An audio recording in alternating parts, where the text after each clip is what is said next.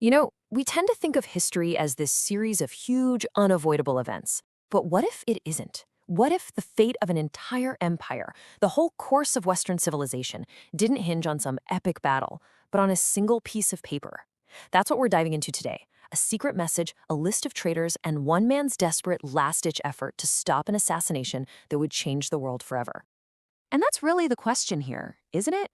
We're always told that history is this big river, just flowing in one direction. But what if it's not? What if one person holding one simple letter could have thrown up a dam and stopped that river cold?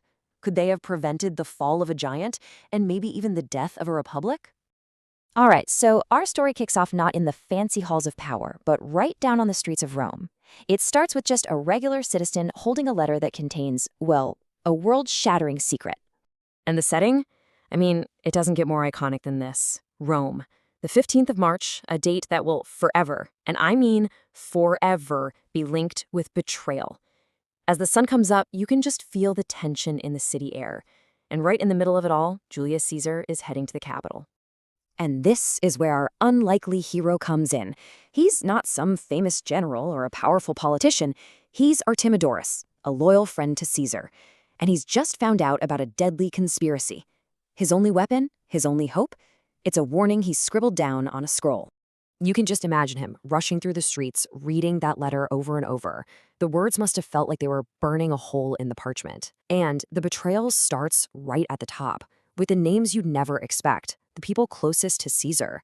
The warning is so direct, it's terrifying. It's naming names. And here's the part that really gets me, his motive. Why is he doing this? It's not for power, not for fame. The history books tell us he was just sad. He was saddened by the thought that envy could turn good men into monsters. That's such a human reason, isn't it? To risk everything just because of that? And look, this wasn't some vague warning like, hey, watch out for your enemies. Oh no. Artemidas knew exactly who they were. He had the list. He just lays them all out, one by one. Brutus, Cassius, Casca, Cinna, Trebonius, Metellus Cimber, Decius Brutus, Caius Ligarius. Every single name a dagger in the making. And these weren't strangers. These were senators, colleagues, the very men who were going to be standing right next to Caesar that day.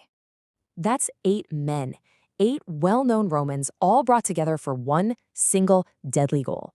And Artemidorus has all their names right there on paper, a single document that could blow the whole plot wide open with just one look. The letter doesn't pull any punches either. It describes their total focus, their one obsession. There's absolutely no room for misunderstanding here. And there it is. The one and only reason they've banded together is to take him down. This is way beyond political disagreement. This is a lethal, targeted plan. And then we get to what might just be the most powerful line in the entire letter. It's a direct shot at Caesar's own sense of invincibility. It's a warning against the arrogance that comes with so much power. He's begging the most powerful man on earth to remember he's still a man, and he's vulnerable. So, with this absolute bombshell of a letter in his hand, Artemidorus is now racing to get to Caesar. The final, tense act of this whole drama is about to play out on the steps of the Capitol. The plan is just so simple it's almost crazy.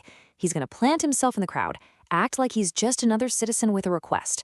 He's got one shot. As Caesar walks by, he's got to press that letter into his hand and just pray. Pray that out of all the papers he gets that day, he decides to read this one first. And everything, everything, boils down to this single moment. It's like 2 futures are branching out from this one action. If Caesar reads the letter, he's got a fighting chance. He might live. The whole conspiracy could be stopped right there. But if he just waves it off, if he ignores it, well, then it feels like fate has already made its choice. And this is how Artemidorus himself saw it. If Caesar ignores this warning, it's not just a mistake. It's a sign that the universe itself, that destiny, is actually on the assassin's side. The stakes just couldn't be any higher. It's a showdown between one man's warning and the pull of fate. And that really leaves us with a final thought to chew on. The story of Artemidorus is this incredible, dramatic moment from ancient Rome, for sure, but it raises a timeless question, doesn't it? In our own lives, in our own time, How many critical warnings, big or small, just get pushed aside in the heat of the moment, unheard until it's already too late?